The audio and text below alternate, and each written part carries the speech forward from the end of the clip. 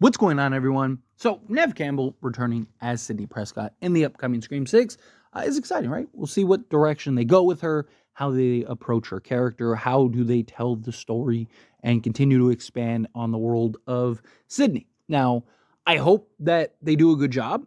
With Kevin Williamson at the helm, I have a little more confidence than I would have otherwise, just because I feel like they haven't done a really great job with the OG characters. Which I mean, to an extent, makes sense given that, like, hey, they aren't their characters. They didn't develop them. They didn't write them. They didn't create them.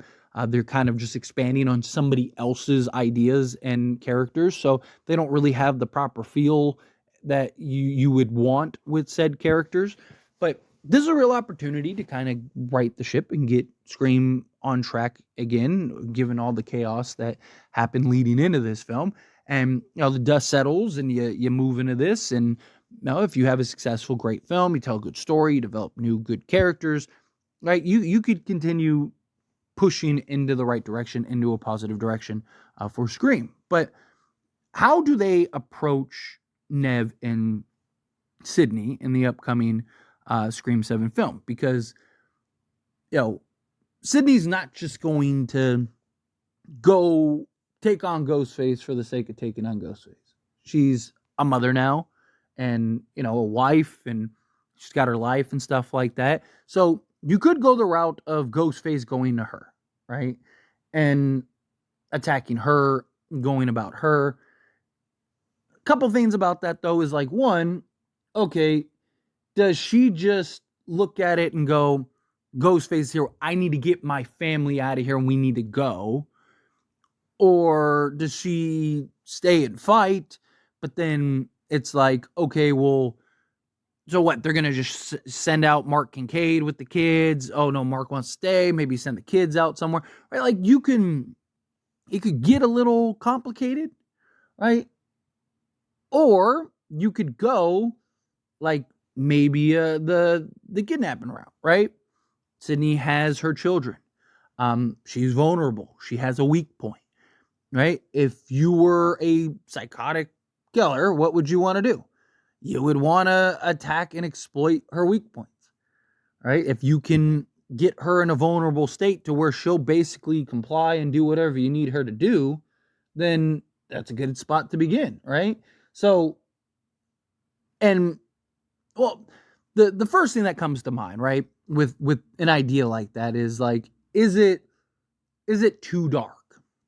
But in my opinion, this is a horror slasher film that has, in the recent films, kind of leaned more into the dark, more into the brutality, more into the, more just brutal side of Ghostface and Scream.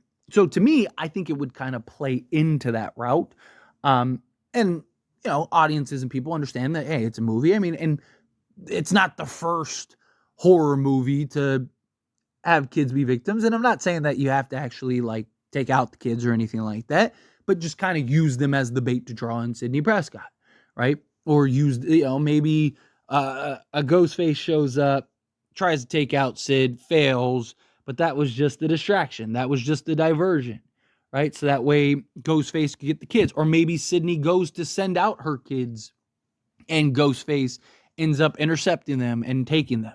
And now Sidney's got to figure out and race, and it's like a Taken meets Scream, right? And she's got a Liam Neeson this in order to get her kids back and have them safe.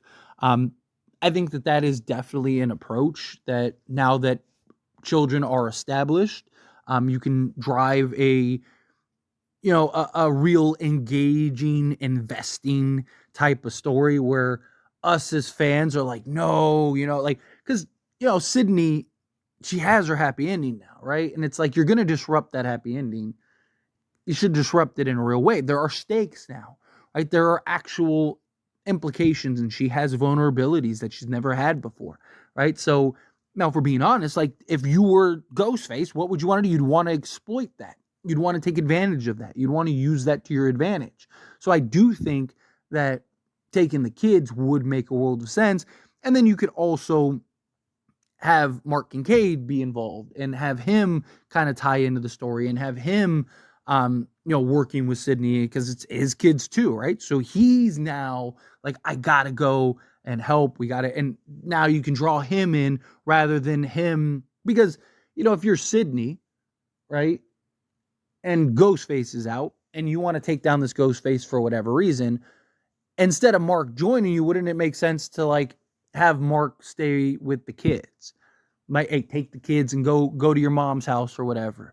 And so I know that they're safe and they're with you and it's somebody that I trust and I can take care of this Ghostface and handle business. Right? Now, from a husband standpoint, you would think that no, he would want to stay, he'd want to help, he'd want to, he's not going to leave Sidney alone. But then you look like he did it in Scream 5.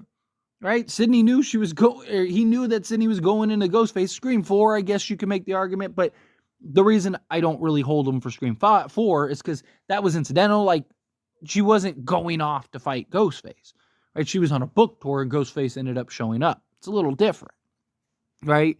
Where Scream 5, he knew she was going to take on Ghostface. That or she lied to him, one of the two, right? But then, like, why would you lie about that? Because then if you do end up dead, now your family kind of... So to me, like, how do you get Kincaid involved, assuming Patrick Dempsey does end up being in this movie, and have the story and everything take place, make sense, and fit, and stay within the direction in which that they're kind of maintaining the darker, more brutal approach? I think Kid route would be a good way to go. Now, if you didn't want to go that dark, you could just do the Kincaid route, right? Where maybe Kincaid gets captured, right? And he ends up being held hostage and now Sidney's got to go save him. But I don't think the vulnerabilities from an audience standpoint would be as high, right? Because, I mean, it's just like anything else, right? Why do horror movies and stuff and, paranormal films and things like that, why do they always have children as a target? Why? Because, we are more sentimental. We're more, engaged and connected. Where, it's like, oh, well, her husband, yeah, we don't want Kincaid to die. We want Sidney to have a good life, all that stuff. But, we can kind of go, oh, okay, like, at least the kids are okay type thing. Where it's like, oh, no, the whole family's in jeopardy. The whole family's in trouble. Now Sidney's in a position that she's never been in before. And now she's got to navigate this. And now Gail comes in and she's got to call Gail. And Gail, dude, I really need your help. They have Kincaid. They have my children. Or maybe if they just have the children. Like, hey, Gail, like, I need your help. They have my children. Like, you can kind of see and really suck in your audience to now be invested in, like, oh no, Sidney's in a compromised position. She's vulnerable in ways that she's never been vulnerable before, right? She her children are in jeopardy. Are children going to live? Are they going to take care of her? Are they going to end up taking out Kincaid? Are they going to end up taking out Sidney? Like, is Sidney going to sacrifice herself for her children? Like, what is going to happen? And you start creating these scenarios in your head that can be good to translate for the film. So I think it's a good idea that makes a lot of sense, that you could tell a convincing story and move in that direction. But what do you think? Because as always, this is a discussion. So I pass a question on you. Let me know your thoughts and opinions down in the comments below. What do you think? Do you like the idea of put her in that vulnerable state? Do you think that no, that'd be a little too dark?